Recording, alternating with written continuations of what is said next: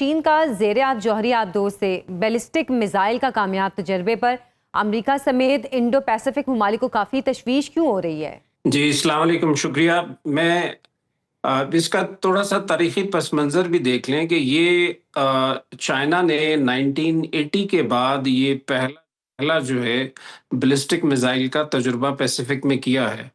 تو اس حوالے سے ظاہر ہے اس کی سگنیفیکنس بہت ہے، اور اس میں انہوں نے جو سمرین لانچ جو بیلسٹک میزائل ٹیسٹ کیا ہے اس کی رینج دونوں طرح سے بتائی جا رہی ہے۔ ایک ان کا JL-2 میزائل ہے جو کہ 8000 کلومیٹرز کی رینج رکھتا ہے، اور دوسرا ہے JL-3 جو کہ تقریباً 12,000 کلومیٹر کی رینج رکھتا ہے۔ تو اس حوالے سے یقینی طور پہ پیسیفک میں یہ ایک ڈیٹرنس جو ہے اس کو کریٹ کیا گیا ہے، ایک اسٹیبلش کیا گیا ہے چائنا کی طرف سے۔ اور اس حوالے سے جیسے آپ نے انٹرو میں بات کی کہ اس پہ یونائٹڈ اسٹیٹس نے امیڈیٹلی جو رد عمل تھا، یہ 6 تاریخ کو ہوا تھا، 6 جون کو، تو انہوں نے کہا تھا کہ اٹس این ارسپانسبل ایکٹ۔ اور اسی حوالے سے دیکھتے ہیں تو نیوزی لینڈ، آسٹریلیا اور تائیوان اور جاپان نے اس کے اوپر اپنا کنسرن شو کیا ہے، جبکہ رشیا کی طرف سے یہ کہا گیا کہ یہ چائنا کا سوورن رائٹ ہے فار سیلف ڈیفense۔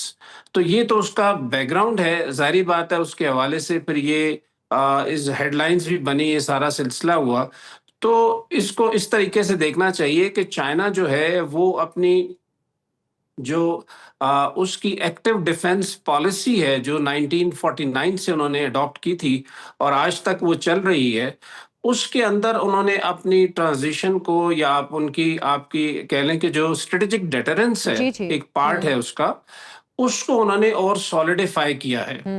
تو یہ ایک لیول آف ہائر لیول انہوں نے اچیو کیا ہے، اور یہ جو میزائل ہے اس کے اندر 3 سے 4 جو MIRVs ہیں، جو ملٹیپل انڈیپینڈنٹ ری انٹری وہیکلز ہیں، یعنی آپ یہ سمجھ لیں کہ ایک میزائل میں 4 میزائل ہیں، تو یہ اس طرح کا تجربہ تھا۔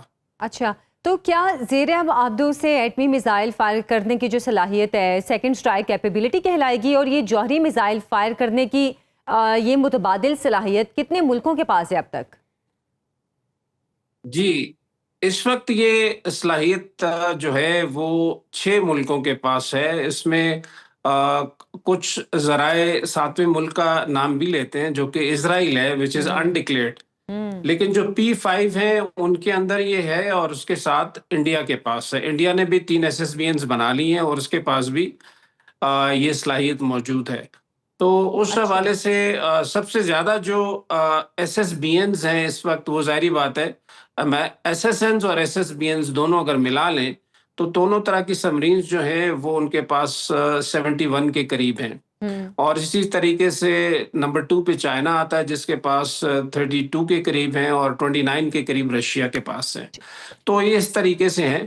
تو یہ بیسیکلی تو اس کو آپ ایک شارٹ سیکنڈ اسٹرائک کیپیبلٹی کہا جاتا ہے، اس لیے کہ اگر کوئی بھی ملک کسی کے خلاف نیوکلیئر ویپنز کی جارحیت کرتا ہے تو یہ جو سی بیسڈ بیلسٹک میزائل کی جو سبمرینز ہیں، یہ سروائیویبلٹی ان کی بہت زیادہ ہوتی ہے، اور یہ اس ملک کو سیکنڈ اسٹرائک کی ایبلٹی دیتی ہیں۔ اس کا مطلب یہ ہے کہ جب اس پہ حملہ ہو گیا تو اس کے بعد یہ اس ملک کے لیے، اس ملک کی ٹیریٹری کے اوپر یہ اٹیک کرتی ہیں۔ تو یہ اس حوالے سے ایک بہت بڑی ایک ریچ کے حوالے سے میرے خیال میں چائنا نے ڈیمانسٹریٹ کیا ہے کہ اب اس کی ریچ جو ہے وہ پیسیفک میں چائنا سے لے کے جو USA کی ویسٹ کوسٹ ہے اور درمیان میں جو ان کے جزائر ہیں جس میں گوام بھی آتا ہے، جس میں ہوائی آئیلینڈ آتے ہیں، وہ سب کو تھریٹ دے سکتا ہے اگر امریکہ نے اس کے خلاف کوئی جارحیت کی تو۔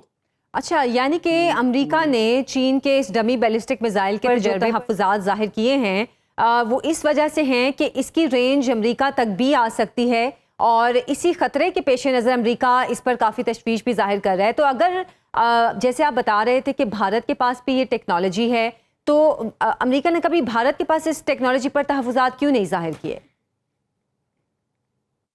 دیکھیں، وہ اپنے آپ کو سیل آؤٹ کرتا ہے اس طریقے سے کہ اس کے عزائم جو ہیں وہ امریکہ کے خلاف نہیں ہیں، اس کے عزائم چائنا کی جو امریکن پالیسی ہے انسرکلمنٹ کی، اس کا وہ پارٹ بن کے اس کو سیل آؤٹ کرتا ہے. تو اس حوالے سے اسی لیے امریکہ جو ہے چائنیز کی جو SSBNs ہیں یا ان کے جو میزائل کی رینجز ہیں، اب وہ بھی تقریباً 7 سے 8 ہزار کلومیٹر تک پہنچ چکی ہیں، لیکن اس کے اوپر سوال نہیں کیا جاتا. تو یہ ایک میرے خیال میں جو ان کی اپنی ایک پالیسی ہے کہ کاؤنٹر ویٹ جنریٹ کریں چائنا کے خلاف انڈیا کو، تو اسی حوالے سے وہ ان کے اس طرح کے میزائل ٹیسٹنگ کے اوپر کوئی زیادہ وہ کنسرنز شو نہیں کرتے. اچھا، تو اس حوالے سے سر کیا پاکستان بھی زیر آپ سیکنڈ اسٹرائک جو کیپیبلٹی ہے وہ رکھتا ہے؟ کیونکہ چین سے جو ہنگور کلاس آبدوزیں ملی ہیں، کیا بیلسٹک میزائل فائر کرنے کی صلاحیت ان میں ہے؟ دیکھیں، بیلسٹک میزائل ایک ڈفرینٹ کیٹیگری ہے اور وہ نیوکلیر سبمرین ہی سے فائر کیا جا سکتا ہے، اور اس میں چونکہ اس کے پروٹوکول یہ ہوتے ہیں کہ وہ ڈیٹرنس ہے. ڈیٹرنس کا مطلب یہ ہے کہ it is a threat of use of military مسل ہے یا ملٹری آپ کے جو ویپن ہے. تو threat of use of military weapon کے اندر آپ کے پاس کیپیبلٹی کا ہونا اور کیپیسٹی کا ہونا دونوں بڑا ضروری ہے. تو اس حوالے سے پاکستان کے پاس جو سبمرینز ہیں یہ کنونشنل سبمرینز ہیں. تو کنونشنل سبمرین کے پاس ہمارے پاس جو لینڈ اٹیک میزائل بابر 3 تو ہے، لیکن یہ کنونشنل ہے. تو اس حوالے سے ان دونوں چیزوں کو بڑا سیپریٹلی دیکھا جاتا ہے اور ان کو مکس نہیں کیا جاتا، اس لیے کہ اس سے جو سگنلنگ ہوتی ہے، جو برنکمین شپ ہوتی ہے، یا جو دوسرے کو آپ نے ایکچولی ڈرانا ہوتا ہے، جی، تو وہ نہیں ہو پاتا اگر آپ یہ دونوں چیزیں ایک ہی پلیٹ فارم کے اندر مجتمع کر دیں. تو اسی لیے ضروری ہوتا ہے کہ شارٹ سیکنڈ اسٹرائک کیپیبلٹی جو ہے وہ صرف نیوکلیئر بیلسٹک میزائل سبمرینز کے اوپر ہی رکھی جاتی ہے. اچھا، تو مکمل تیار حالت میں رکھے گئے جو ایٹمی ہتھیار روایتی جنگوں کے خلاف بہترین ڈیٹرنس ہے، جیسے آپ بھی بات کر رہے تھے، کیا تیار حالت میں نصب جوہری میزائل اگر چل پڑے تو ایٹمی جنگ اور آخری تباہی بھی تو بن سکتے ہیں؟ یہ کیوں نہیں سوچا جاتا؟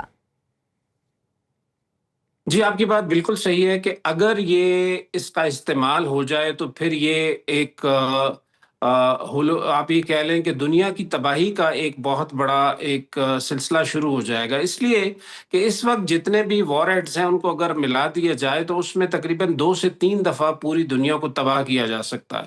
اچھا، اسی وجہ سے اس کے اوپر جب بھی مسائل پڑتے ہیں تو اس کے اندر جو پولیٹیکل لیڈرشپ ہے وہ بہت محتاط انداز میں اس پہ بات کرتی ہے. سب سے زیادہ اگر آپ کلوزسٹ اگر آپ دیکھیں تو کیوبن کرائسس 63 میں شاید یہ ہوا تھا. تو اس میں بھی جب use of threat of nuclear weapons کی بات ہوئی تو اس میں بہت زیادہ پھر ایک لیول تک آنے کے بعد پھر بیک آف کر دیا گیا. تو اس میں پھر ظاہری بات ہے کہ ایک ٹیبل پہ بیٹھ کے پھر ایک لین دین ہو جاتا ہے اور اس کے اندر جو ہے آپس میں ایک معاہدے کی طرف چلا جاتا ہے. اور اسی معاہدے کے تحت پھر یہ ہوا کہ کیوبا سے جو USSR اپنے میزائل وہاں پہ لگانا چاہ رہا تھا انہوں نے نہیں لگایا، اور اسی طریقے سے گیو اینڈ ٹیک میں امریکہ نے جو میزائل جو یورپ میں لگانے تھے انہوں نے USSR کی سائڈ پہ انہوں نے وہ نہیں لگائے. تو یہ ایک بیسیکلی آپ کے پاس ایک نیگوشیٹنگ ٹول کے طور پہ استعمال ہوتا ہے. اچھا، اس حوالے سے احمد صاحب خبریں بھی آتی رہی ہیں کہ سیکنڈ اسٹرائک کیپیبلٹی کے لیے پاکستان اور چین سے کوئی بات چیت بھی چل رہی ہے؟ دیکھیں، ہر جو بھی پروگریسو نیشن ہوتی ہے وہ ظاہر ہے اپنے آنے والے دنوں کے حوالے سے پلانز کو دیکھتی رہتی ہے. تو اس طرح کی خبریں آتی رہی ہیں پریس میں، لیکن یہ ہے کہ پاکستان کو اپنے حوالے سے دیکھنا ہے کہ ہمارے پاس جو ہماری ڈیفنس کی پالیسی ہے اس کے اندر ہمارے پاس کیا ہم نے اپنے پاس رکھنا ہے. تو اس حوالے سے یہ چیزیں چلتی رہتی ہیں. اب ظاہر ہے GF-17 آیا، GF-17 کے بعد آگے جو نیکسٹ جنریشن ہے اس کی بات ہو رہی ہے. تو یہ سلسلے چلتے رہتے ہیں، لیکن یہ بڑے ایکسپینسو ہیں. ڈیفنس کے پوائنٹ آف ویو سے اس کو رکھنا بھی بہت ایکسپینسو ہوتا ہے اور اس کے پروٹوکالز بھی بہت ایکسپینسو ہوتے ہیں. تو پاکستان ظاہر یہ بات ہے ہمارے ملک کے حوالے سے ہمیں تو اپنی منیمم اپنی ایک ڈیفنس پالیسی ہم نے رکھی ہوئی ہے جس کے حساب سے ہم نے کسی ملک کے خلاف تو ایگریشن کرنا نہیں ہے. ہاں، یہ ضرور ہے کہ اگر کسی نے ہمارے خلاف یہ کام کیا تو اس کو ہم دندان شکن جواب دیں گے، جیسا کہ ہم نے ابھی مارکے خاک میں دیا. جی جی، تو اس حوالے سے یہ چیزوں کو دیکھا جاتا ہے. اچھا احمد صاحب، بھارت نے چین کو ہدف بنا کر کچھ عرصہ پہلے بین البر اعظمی جو میزائل کا تجربہ کیا، کیا امریکہ چین کے اس تجربے کو جائز سمجھتا ہے؟ دیکھیں، جیسے میں نے کہا کہ امریکہ جو ہے وہ اپنے ایسے الائز چاہ رہا ہے کہ جو کہ چائنا کے لیے ایک آپ تھریٹ کی ایک صورتحال پیدا کر سکیں فیوچر میں. اسی وجہ سے 2017-18 میں جو انڈو پیسیفک اسٹریٹجی بنائی گئی، وہ اس کا بیسک تھیم یہی تھا کہ جو چائنا ہے اس کے خلاف ممالک کا ایک حصار بنایا جائے، اور اسی کے تحت پھر یہ آکس بنایا گیا، اسی کے تحت پھر یہ کوڈ بنایا گیا. I2U2 دیکھیں تو یہ بھی ساری، تو یہ جتنی بھی آرگنائزیشنز بنی، یہ بیسیکلی چائنا کے خلاف بنائی گئی. صحیح. تو اسی حوالے سے میرے خیال میں یہ جو ٹیسٹنگ ہے میزائلز کی انڈیا کی، اس کے اوپر امریکہ کبھی زیادہ سوال نہیں اٹھاتا. لیکن احمد صاحب، چین کی عدم جارحیت اور عدم مداخلت پر مبنی جو دفاعی پالیسی ہے اور عالمی سیاست میں ایک خاموش کردار، کیا عالمی نظام کو چین کے مثبت عالمی نظام جو ہے وہ چین کے مثبت کردار کو محدود نہیں کر رہا؟ لیکن چائنا کو سمجھنے کی ضرورت ہے. جیسے میں نے شروع میں ایک بات کی، ایکٹیو ڈیفنس پالیسی. تو چائنا جو ہے وہ اپنے جو اس کی سویلائزیشن کا ایک بڑا اہم پہلو ہے کہ وہ کسی ملک کے خلاف جارحیت نہیں کرے گا، اور نہ ہی وہ کرنا چاہتا ہے. بالکل. تو اسی حوالے سے انہوں نے جو اپنی ڈیفنس پالیسی ہے اس کو انہوں نے بڑے طریقے سے اس کو لے کے چلے ہیں. تو اسی حوالے سے ابھی بھی جتنے سلسلے ہو رہے ہیں، جو پرابلم آ رہے ہیں، اگر آپ دیکھیں تو اگر یونائٹڈ نیشنز کی سیکیورٹی کونسل کے یونائٹڈ نیشن کا جو چارٹر ہے اس کا آرٹیکل 51 دیکھیں، جو کہ سیلف ڈیفenس کے لیے ہے، تو اس میں کبھی بھی کسی ملک کے خلاف جارحیت ہو تو اس کے فوراً بعد اس پہ یون سیکیورٹی کونسل کا کام ہے کہ اس کو وار کو روکے اور وہاں پہ وہ ان کو انشور کرے. لیکن چائنا یہ دیکھ رہا ہے کہ امریکہ جو ہے، جب سے یہ سوویت یونین کا یہ یونیپولارٹی، یہ ڈس ممبرمنٹ ہوئی ہے اور ڈس انٹیگریشن ہو گئی، تو اس کے بعد سے امریکہ جو ہے وہ شتر بے مہار کی طرح چل پڑا ہے. بالکل. اگر آپ افغانستان دیکھیں، عراق دیکھیں، لیبیا دیکھیں، شام دیکھیں، اور ابھی آپ جو ایران کے ساتھ کیا گیا یا ونیزویلا کے ساتھ کیا گیا، تو یہ ساری وہ انڈیکیٹرز ہیں کہ یونائٹڈ اسٹیٹ جو ہے وہ جو یو این کنونشنز ہیں، یو این کی جو چارٹر ہے اس کے مطابق اپنے آپ کو نہیں لے کے چل رہا. تو اس حوالے سے چائنا کو ظاہری بات ہے کچھ نہ کچھ اپنے ملٹری مسل ڈیولپ کرنے ہیں تاکہ اس کو ایک چیک دیا جا سکے.